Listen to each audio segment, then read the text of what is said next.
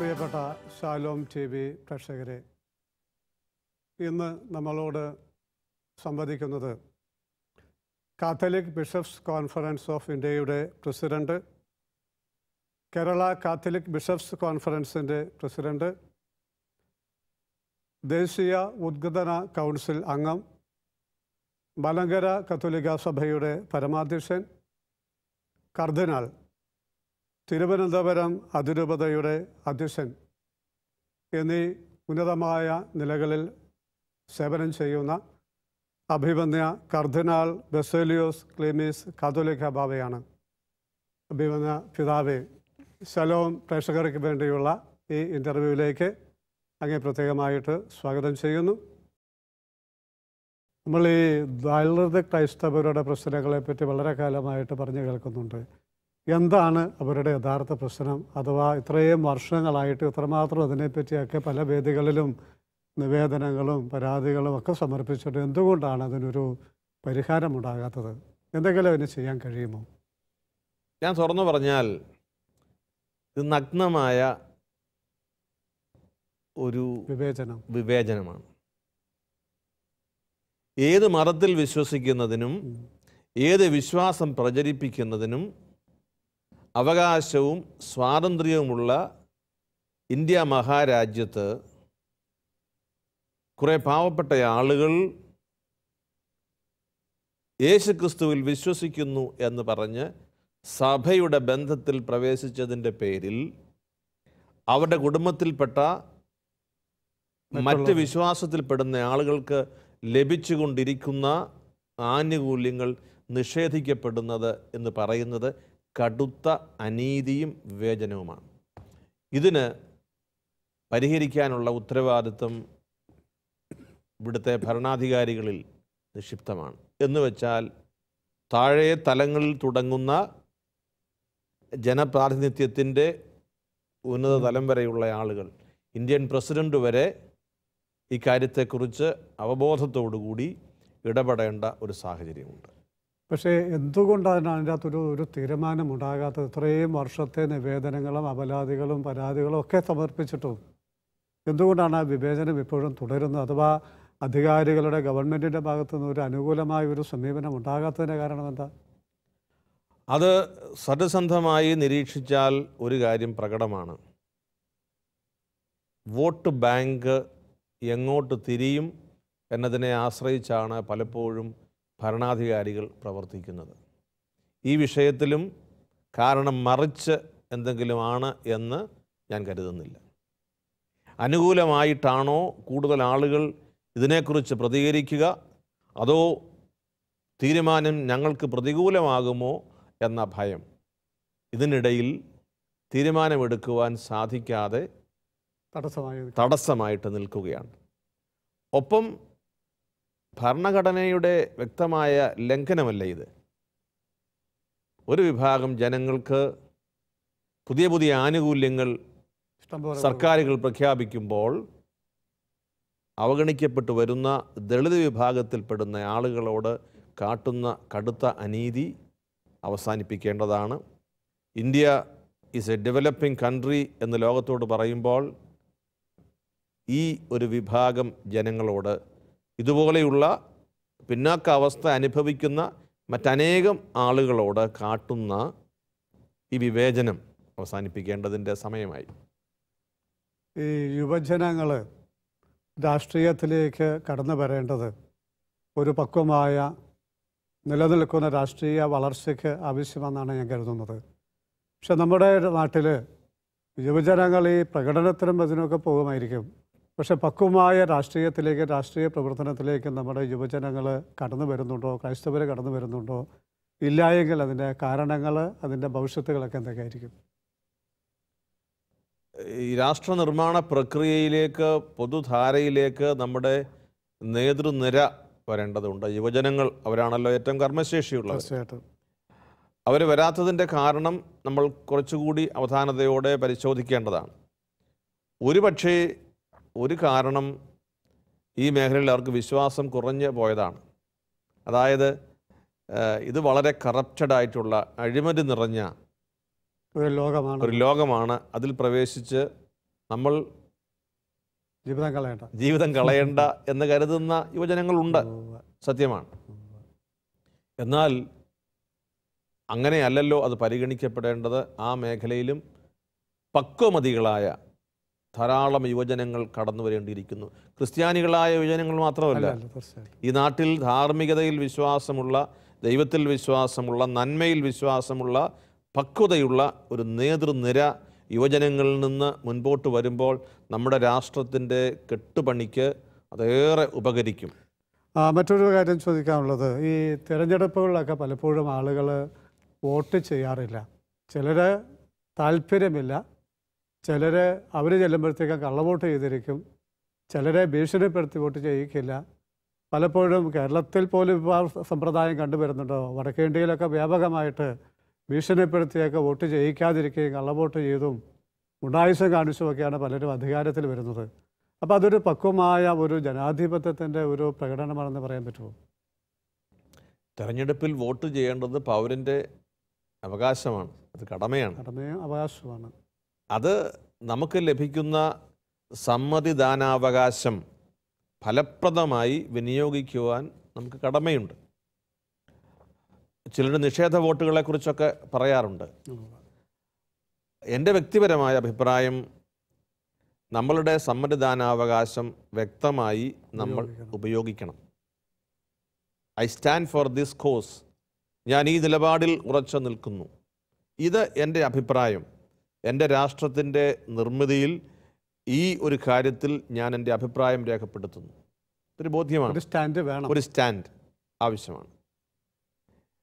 തെരഞ്ഞെടുപ്പിനെക്കുറിച്ച് വളരെ ഇൻഡിഫറൻ്റായി ചില ആളുകൾ സംസാരിക്കുകയും തെരഞ്ഞെടുപ്പിൽ വോട്ടിങ്ങിൽ പങ്കെടുക്കാതിരിക്കുകയൊക്കെ ചെയ്യുന്നത് ഒക്കെ കാണുമ്പോൾ that's a sign of alarm, ഒരു അപകട സാധ്യത. അതായത് ഇതൊന്നും എൻ്റെ വിഷയമല്ല, എൻ്റെ വിഷയം, എൻ്റെ ജോലി, എൻ്റെ സ്വന്തം കാര്യം. ഇത് ഒരു രാജ്യത്തിൻ്റെ മുൻപോട്ടുള്ള പ്രയാണത്തിൽ, പ്രത്യേകിച്ച് ഇത് യുവജനങ്ങളിൽ പ്രകടമായി വരുമ്പോൾ വലിയ അപകട സാധ്യത കാണുന്നുണ്ട്. വർഷങ്ങൾക്ക് മുമ്പ് നമ്മൾ നോക്കിയാൽ ഇന്ത്യയിൽ കുറച്ച് ദേശീയ പാർട്ടികൾ ഉണ്ടായിരുന്നു. അവ വളരെ ശക്തമായിരുന്നു.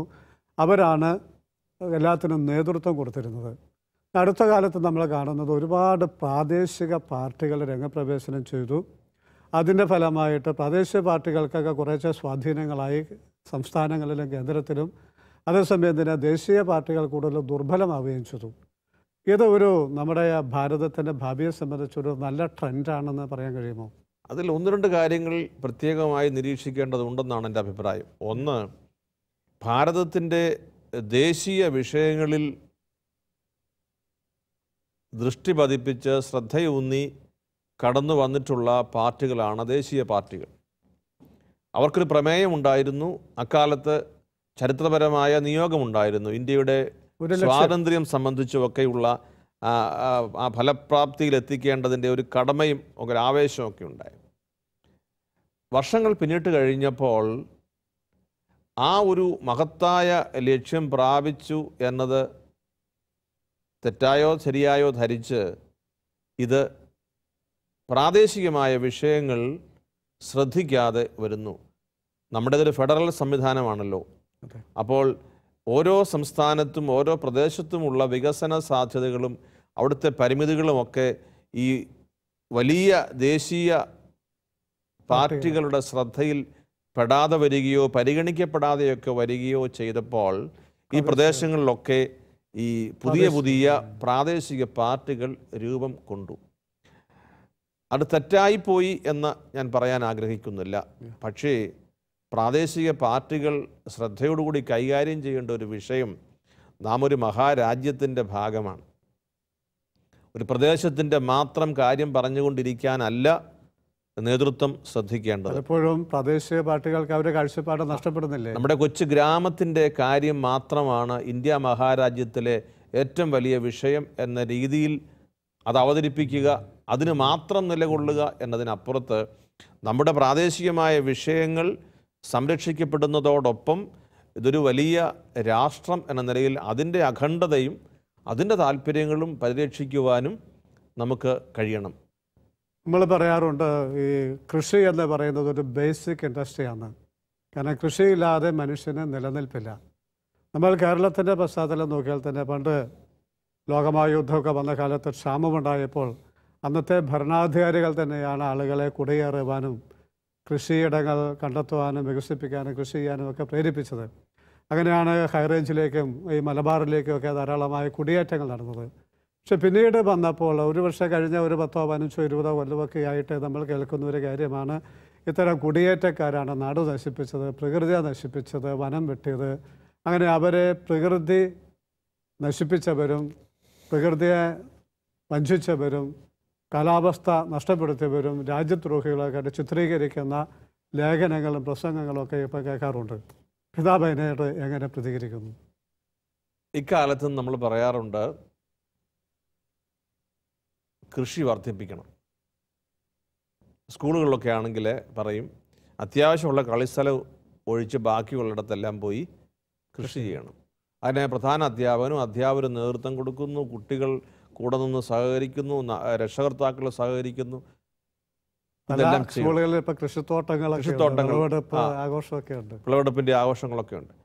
അതുപോലെ പള്ളി വക സ്ഥലങ്ങളിലൊക്കെ നമ്മളൊന്നും തരിശായി ഇടാൻ പാടില്ല, എല്ലാം കൃഷി ചെയ്യണം. എന്താ ഉദ്ദേശിക്കുക? നമുക്ക് ഇപ്പോഴുള്ള കൃഷിഫലങ്ങൾ അപര്യാപ്തമാണ്, ധാരാളം വേണം. മാത്രമല്ല കൃഷി ഒരു സംസ്കാരത്തിൻ്റെ ഭാഗമാണ്. ഇത് മറന്നു പോകാൻ പാടില്ല. സ്വന്തം കൈകൊണ്ട് അധ്വാനിച്ച് കൃഷി ചെയ്ത് അതിൻ്റെ ഫലം നമ്മൾ അനുഭവിക്കണം.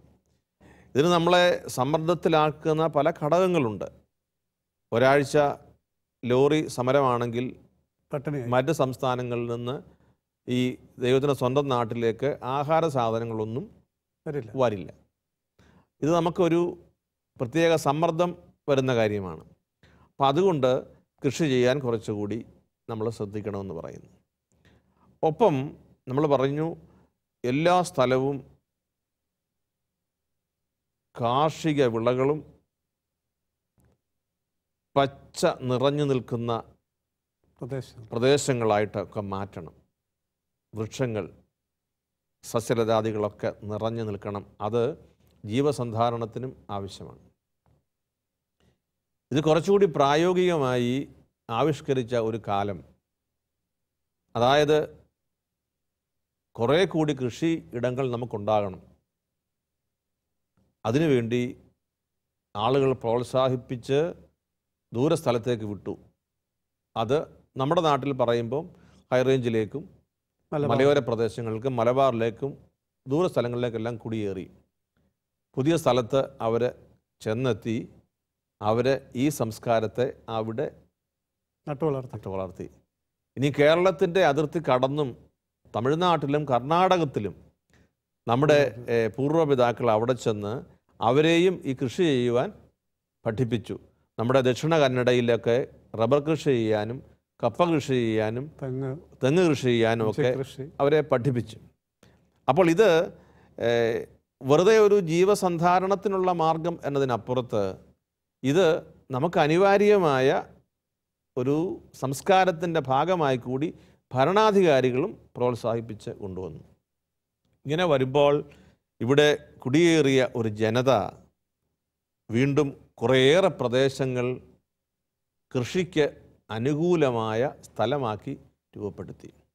അവരുടെ കഠിനാധ്വാനം, അവരുടെ വെല്ലുവിളി, ഇതെല്ലാം ചരിത്രത്തിൻ്റെ ഭാഗമാണ്. മലമ്പനിയോടും കാട്ടുമൃഗങ്ങളോടുമൊക്കെ പടവെട്ടി ജീവിച്ച ഒരു തലമുറയുടെ അടുത്ത തലമുറ ഇപ്പോൾ ഈ കൃഷിയിടങ്ങളിലൊക്കെ ജീവിക്കുന്നു. ഒരു പുതുക്കാഴ്ചയായിട്ടിത് കാണുന്നവർക്ക് ഇതൊരു വിചിത്രമായ കാര്യം. ഈ സ്ഥലമെല്ലാം ഇപ്പോൾ വീണ്ടും ഇതിപ്പോൾ ആരുടേതാണ്?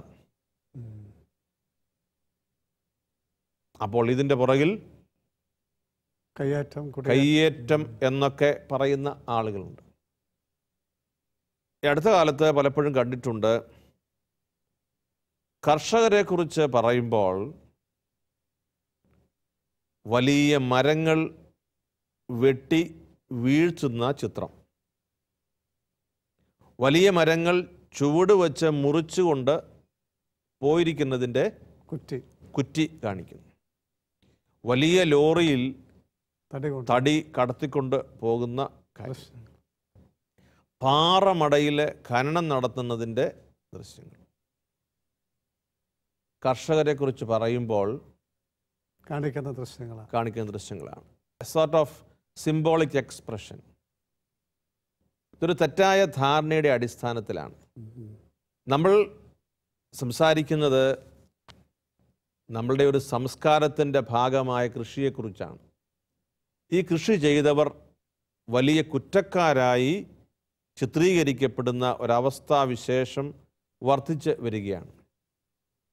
അതേസമയം ചർച്ചകളിലും സെമിനാറുകളിലുമൊക്കെ അവരെ പുകഴ്ത്തി പറയുകയും സാധിക്കുമെങ്കിൽ സ്വന്തം വീടിൻ്റെ മുകളിൽ ടെറസിൽ ചാക്കിനകത്ത് മണ്ണും കൊണ്ടുപോയി അവിടെ കൃഷി ചെയ്യണമെന്ന് പ്രോത്സാഹിപ്പിക്കുകയും ഒക്കെ പറയുകയും ചെയ്തുകൊണ്ടിരിക്കുമ്പോൾ തന്നെ കൃഷിയിടങ്ങൾ നമുക്ക് ലഭ്യമാക്കി തരുന്ന അധ്വാനിക്കുന്ന ഒരു വിഭാഗത്തെ അടച്ച് ആക്ഷേപിക്കുന്ന ഒരു പ്രവണത വർദ്ധിച്ചു വരുന്നത് കാണുന്നുണ്ട്. അപ്പോൾ ഇതിന് നമ്മളുടെ ഒരു സമീപനം എന്താണ്? ഇങ്ങനെ ഒരു അവസ്ഥാവിശേഷം നിൽക്കുമ്പോൾ കാർഷിക വൃത്തിയിൽ നിന്ന് പിന്തിരിയുവാൻ ആളുകളെ മുമ്പോട്ട് ചിന്തിക്കുകയാണ്. അപകടം വർദ്ധിക്കുകയാണ്. അപ്പോൾ അത് നമ്മളെ പിന്തിരിപ്പിക്കേണ്ടതില്ല. ഇനി കുടിയേറ്റ കർഷകരെ ഒരു മാഫിയ സംഘത്തിൻ്റെ കൂട്ടത്തിൽപ്പെടുത്തി ചിത്രീകരിക്കുവാൻ ചില ആളുകൾക്ക് വലിയ ആവേശമാണ്. എന്തിൻ്റെ അടിസ്ഥാനത്തിലാണെന്ന് എത്ര ആലോചിച്ചിട്ടും മനസ്സിലാകുന്നില്ല. നമ്മൾ സംസാരിക്കുന്ന ജനവിഭാഗം സാധാരണ കർഷകരാണ്. അവർ ഒരു തട്ടിപ്പ് നടത്തിയോ മറിമായത്തിലൂടെയോ അക്രമത്തിൻ്റെ മാർഗം ഉപയോഗിച്ചോ മേൽപ്പറഞ്ഞ സ്ഥലങ്ങളിലൊക്കെ പോയി കൃഷി ചെയ്ത് നാടിനെ സംരക്ഷിച്ചവരല്ല. അവർ ദൈവവിശ്വാസത്തിലും ധാർമ്മികതയിലും പരസ്പര ബന്ധത്തിലുമൊക്കെ പോയി നാനാജാതി മതസ്ഥരായ ആളുകൾ നിയമമനുസരിച്ചും അവർ വില കൊടുത്തും ഒക്കെ സ്വന്തമാക്കിയിട്ടുള്ള സ്ഥലത്തെ കൃഷിയെക്കുറിച്ചാണ്. അപ്പോൾ ഇവർ എന്തോ അന്യായം പ്രവർത്തിക്കുന്നവരാണ് എന്ന ഒരു പശ്ചാത്തലം ഒരുക്കി ഇവരെ അവതരിപ്പിക്കുന്നത് വളരെ തെറ്റായ ഒരു സമീപനമാണ് എന്നത് തന്നെ ആണ് എൻ്റെ അഭിപ്രായം. എന്താണ് ഇതിനൊക്കെ ഒരു പോംവഴി, അഥവാ അത് എന്തുകൊണ്ടാണ് ഇതൊക്കെ സംഭവിക്കുന്നത്? ഇതിനെല്ലാം ഒരു പ്രതിവിധി പറയാൻ ഞാൻ ആളല്ല, പക്ഷേ ചില കാര്യങ്ങൾ ചിന്തിക്കേണ്ടിയിരിക്കുന്നു. നമ്മുടെ വീടിന് ചുറ്റും കൃഷിയിടമാക്കി നിലനിർത്തിയത് നമ്മുടെ ഈ അധ്വാനിക്കുന്ന ജനവിഭാഗമാണ്. പ്രകൃതിയെ സംരക്ഷിക്കാൻ ഇതെല്ലാം അനുഗുണമായി എന്നാണ് നിരീക്ഷണം. അങ്ങനെയാണല്ലോ കൃഷിത്തോട്ടങ്ങളും ടെറസിൻ്റെ മുകളിലെ തോട്ടവും ഒക്കെ പറയുന്നത്. ഇതൊക്കെ നമുക്ക് ആവശ്യമാണ്.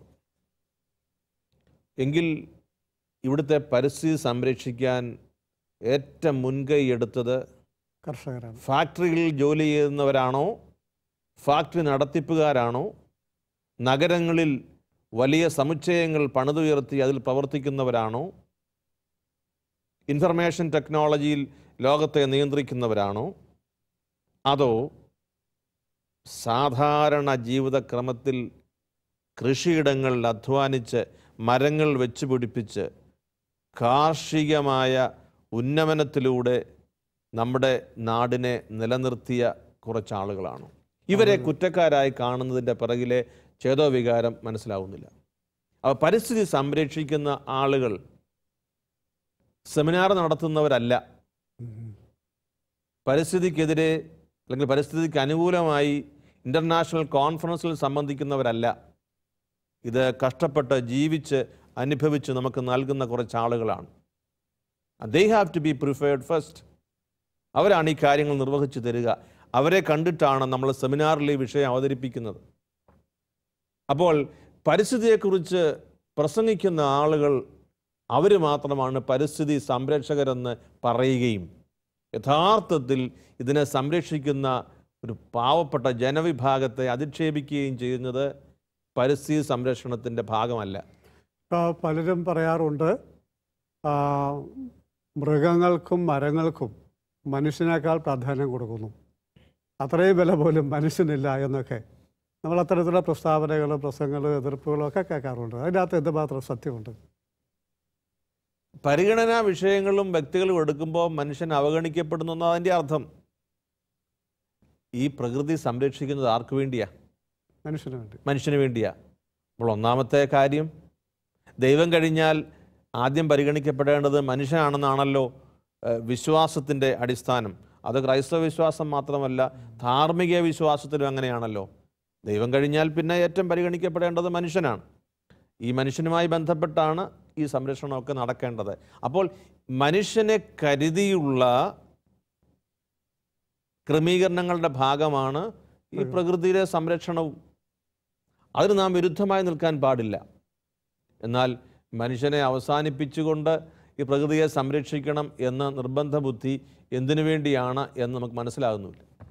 ഞാൻ എൻ്റെ ചോദ്യങ്ങൾ അവസാനിപ്പിക്കുകയാണ്. അവസാനമായിട്ട് ശാലോം പ്രേക്ഷകർക്ക് ഈസ്റ്റർ സന്ദേശമായി പിതാവ് എന്തെങ്കിലും ഒരു സന്ദേശം കൂടി നൽകണം. നമുക്ക് ഈ ഇൻ്റർവ്യൂ അവസാനിപ്പിക്കാം.